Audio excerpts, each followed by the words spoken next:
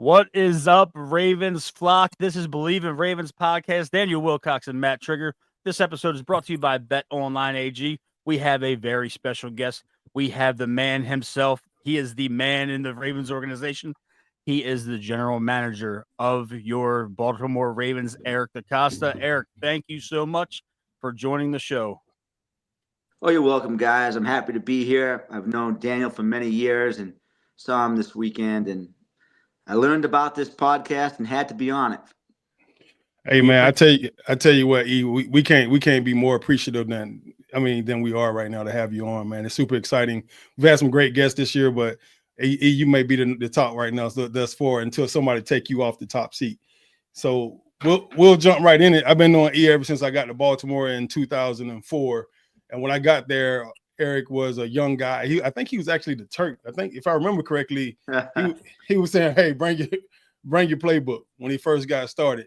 So now he's the general manager of the team.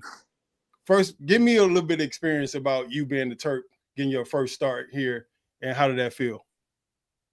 Well, back when I first started, we would put the players up at the Pikesville Hilton, which is now the DoubleTree in Pikesville, and we would actually drive over there. Different type of situation. We would drive over, and I would have the rooming list of all the players and what rooms they were in. Back then, players used to share rooms, and so every player had a roommate. So I would go up to their room, whoever it was that we were going to cut, and knock on the door. And, one of the two guys would answer the door, and I would say, "Hey, I need to see so-and-so." And if it wasn't the guy that answered the door, he was so relieved. Like you could just see it in his face. He would look and he would say, "Hey, John, this guy needs to see you." And I would say, "Yeah, you need to get your playbook and come downstairs with me." But that's the way we did it back then. And sometimes guys would just slam the door in our faces, like that was going to change anything. But it's an emotional time for these guys. If as Daniel knows, I mean, it's not easy being cut. It's not easy being a professional athlete. And really trying to look at your life and saying, what am I going to do if I can't play this game anymore? What does my future hold? And what am I going to be? And what am I going to do? And so I have a lot of appreciation for that and what these guys go through. And I don't do that the same way anymore. But as a GM now, I do have to have these real conversations with the guys. And a lot of times I have these conversations with the guys that are more established, which is actually more difficult than doing it with an undrafted free agent or somebody like that, who's going to get a few other chances. And so now my conversations may be, "Hey, man, listen, appreciate what you've done for us. You've been on the team for 7 or 8 years, but we got to move on." And, in my mind, I'm thinking, has this guy really contemplated the idea that he may not be a professional athlete anymore? He may not get another chance. He may end up coaching. He may end up going to work in finance. He may end up starting his own business, whatever that is, but he's going to have to start thinking about that because that day is coming. How do you guys make that determination? Because sometimes I see guys get rolled over, like Jamil McClain. Like he's an example. We had Jamil on the show too earlier in the season, and he's a guy I love. Jamil, he came in. I kind of took him underneath my wing, and to watch him grow, watch the way he played as a Raven, and even Zach Orr. He's on the coaching staff now. So how do you guys make those determinations of who you bring back and who do you keep in the building?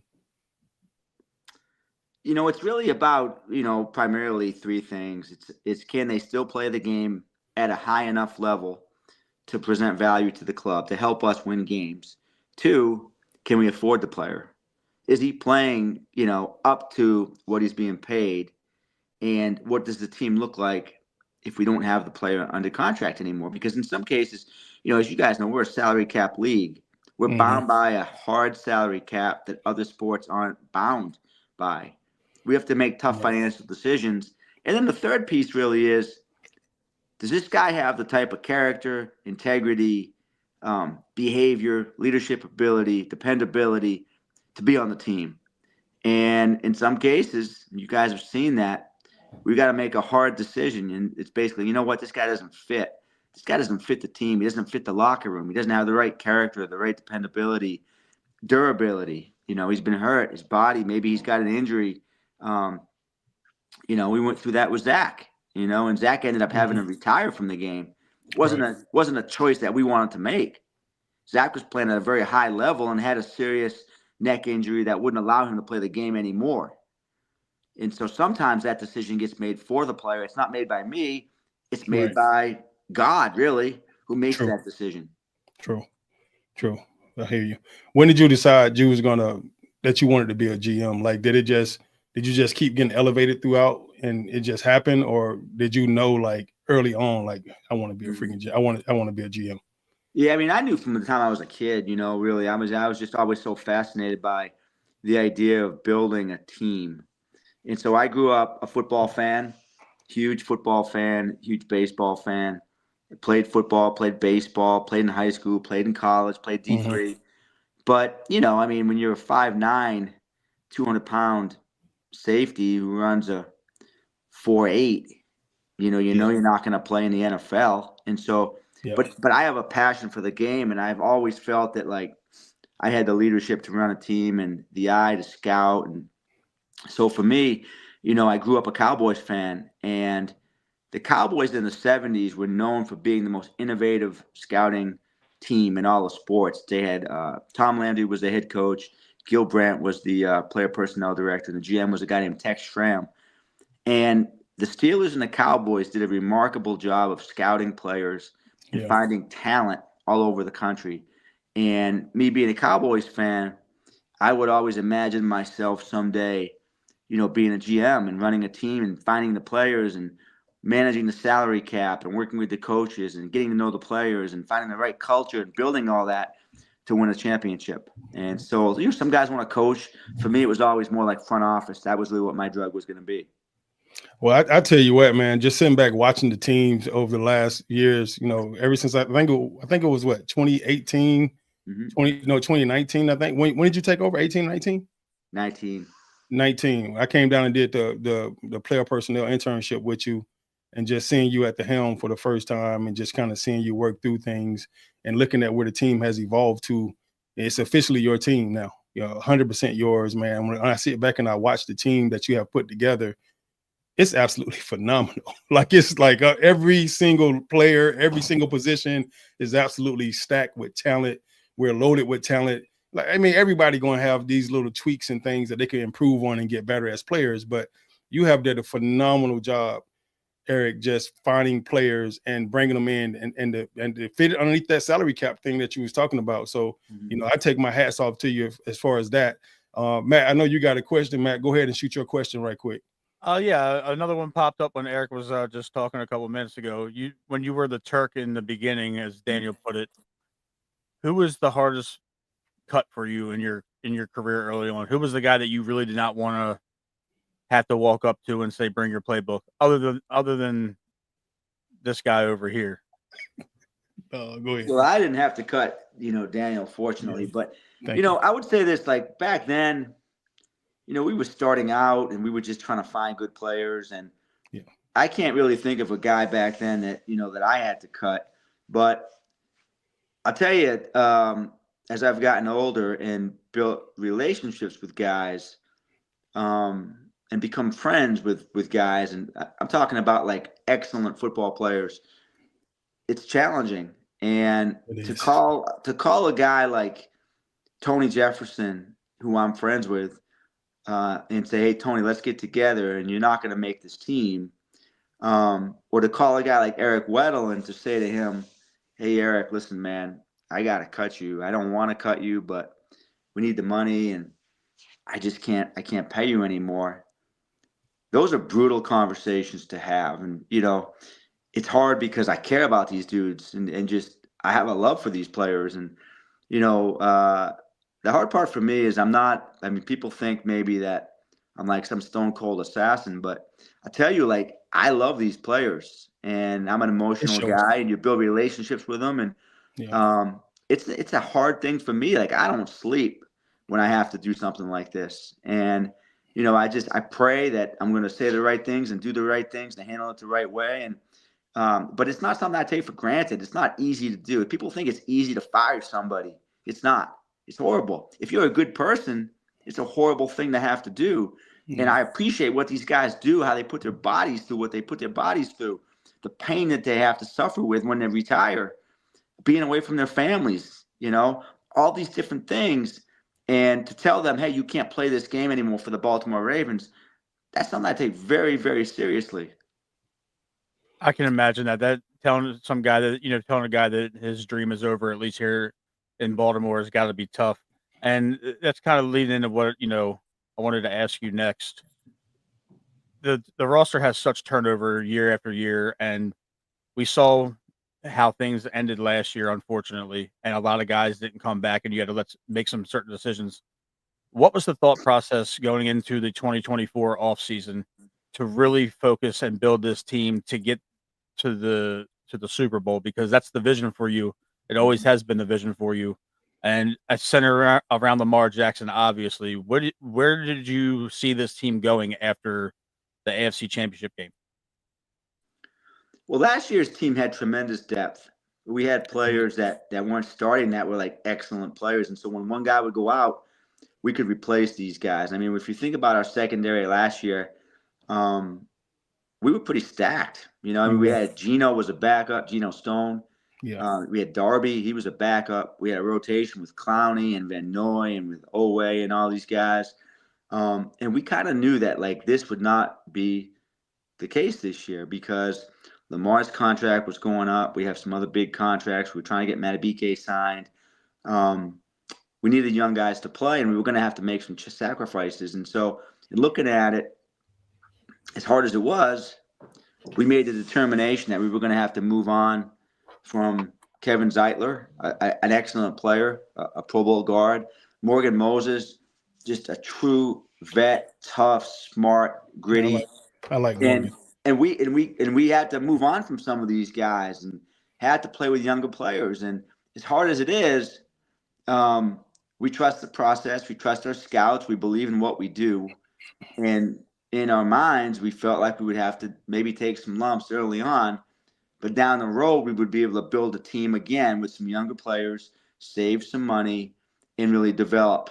And so I think our mindset really was we're going to have to use the draft. We're going to have to find some guys. We just can't keep chasing all these free agents and different things and signing everybody back. And we were going to have to prioritize certain guys. And so for us last year, it really became, okay, we're going to sign Matabike back. We're going to draft well.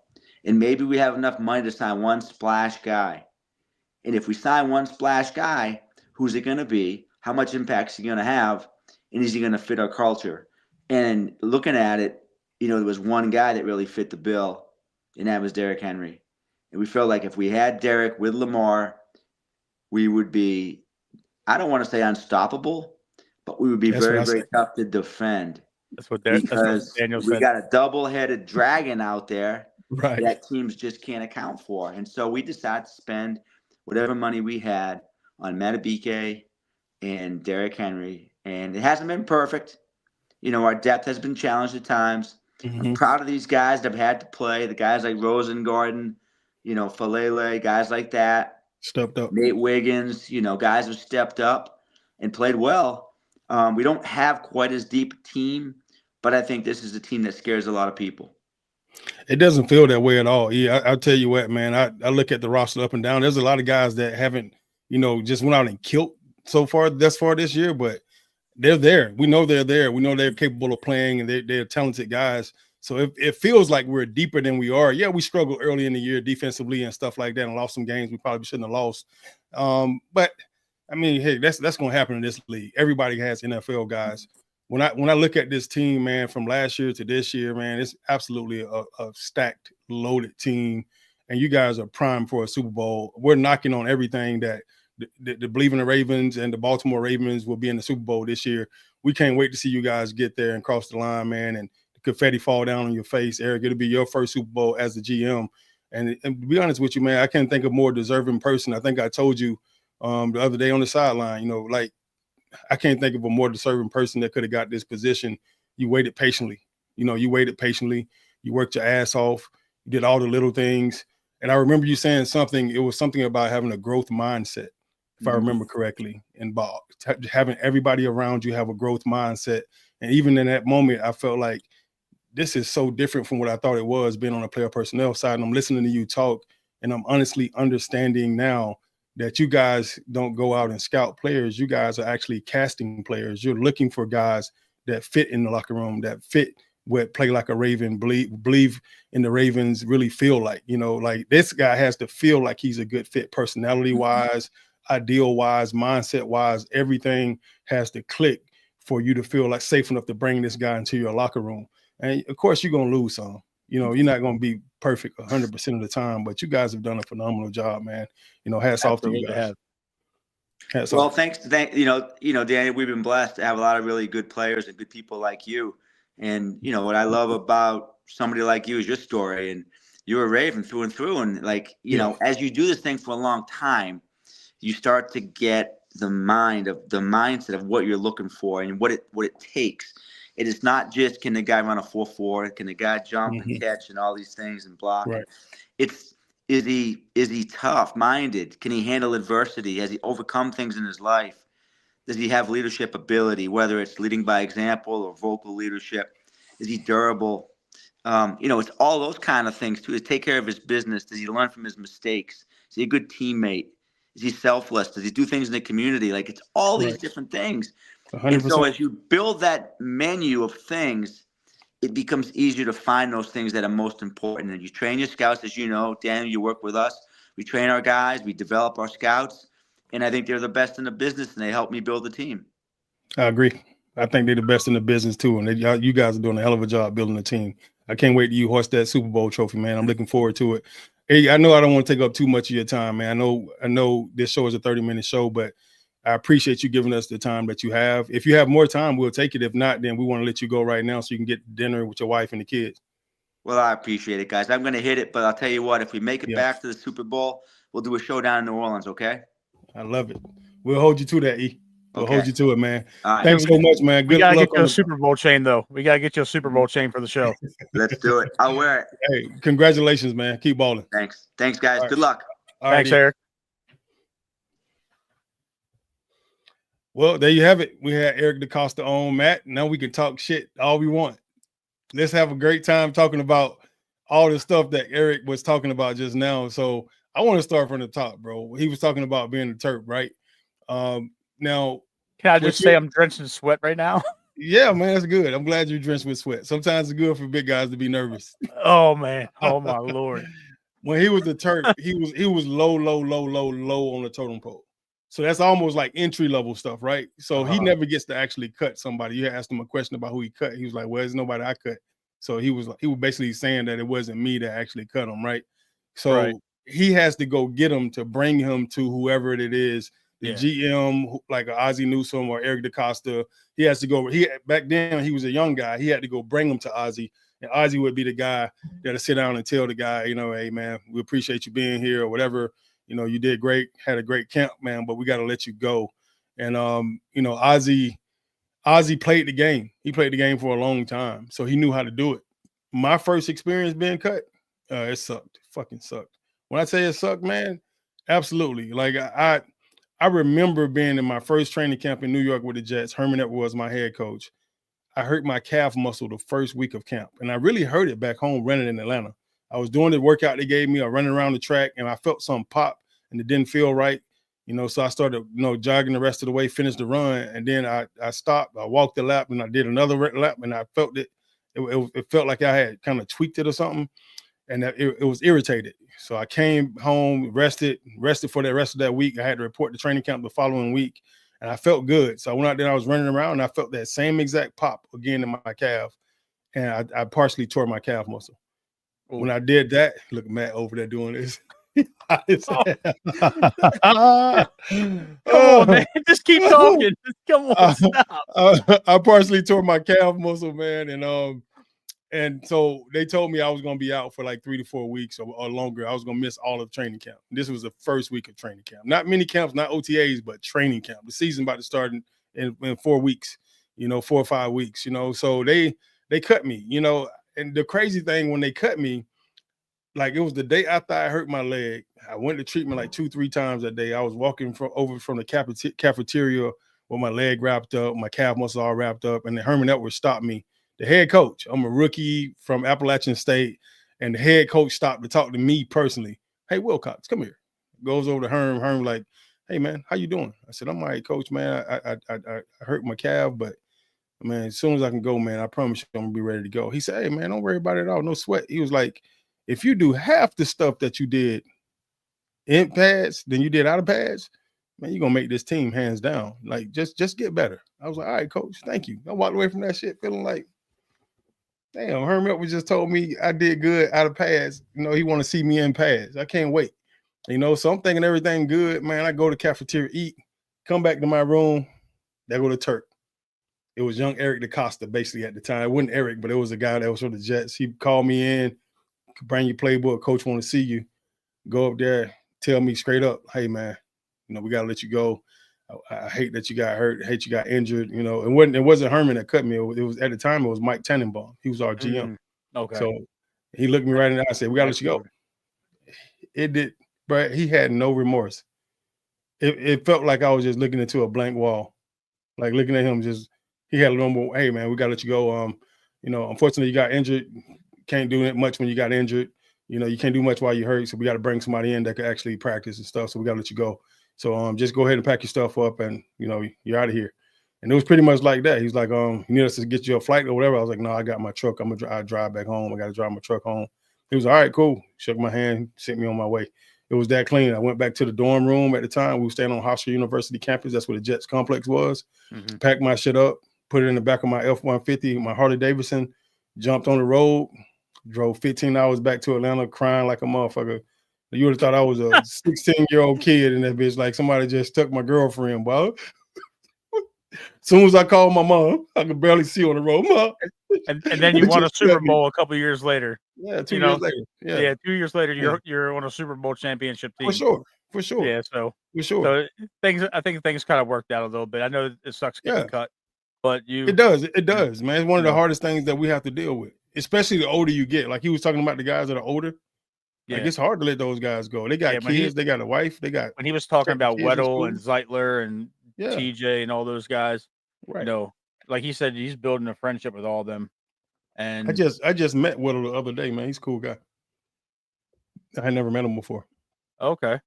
You know, it's got to be you got to start somewhere, and that was just what he was doing. But now he's probably got somebody else being the Turk.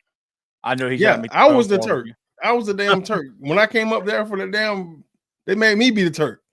Oh, okay. So you got the punk job. Yeah, it was amazing how the roles turned. The crazy thing was, like, I was in the locker room with the guys the whole time because they had to weigh in and weigh out with me, you know, every day for practice, for training camp. And then all of a sudden at the end of camp, we got to make cuts. And then I'm the guy coming to get them to cut. And I was like, oh, man, we thought you was with us. Oh, no, Will Cox, no. All of them, dog. They was like, Will Cox, really, dog? You know what I'm saying? I was like, bro, it ain't what you want me to do, bro? They telling me to come get guys. I got bills. I need this job. Yeah, I wasn't even really getting paid. Like, well, I got paid. It was an internship, but it wasn't like for real. You know what I mean? Like, it was an internship. Okay. Yeah. However you want to slice. No, it wasn't no real money, bro. It was an internship. Like it's a minority internship. You know, it's a dope opportunity for older guys or younger guys to get back into the game of football in any manner or form on any level of the business, whether it's HR, whether it's player personnel, front office, or coaching. And I got a chance to do the player personnel side of it, and it was fun, man. I enjoyed it.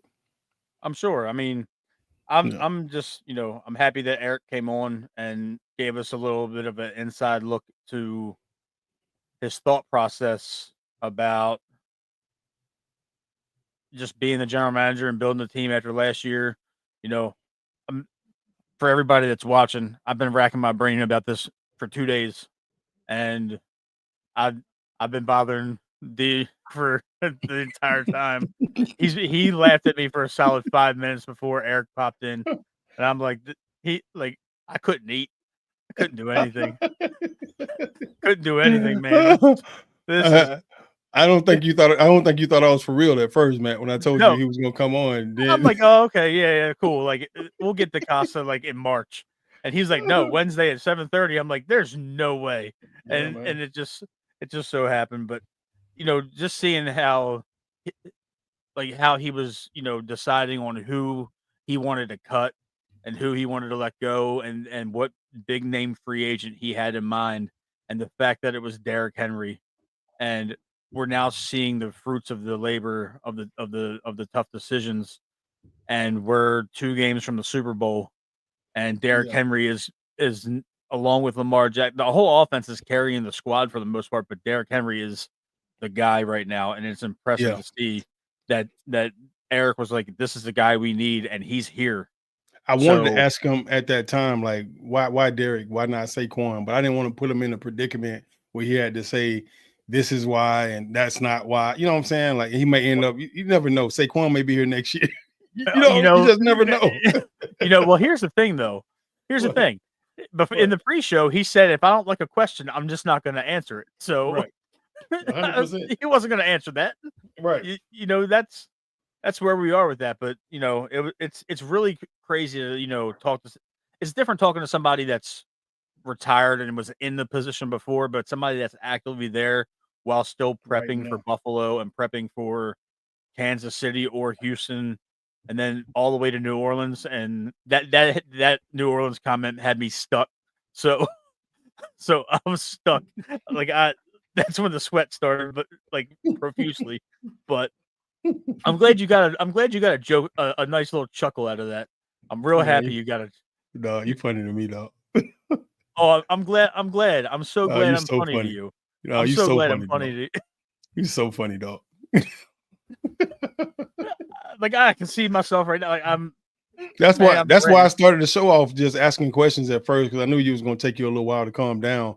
And I felt if I broke the ice by asking a couple of questions right away, then maybe you'll have time to gather yourself and breathe a little bit. I told you to breathe before you asked the question. You did good though, bro. You killed it.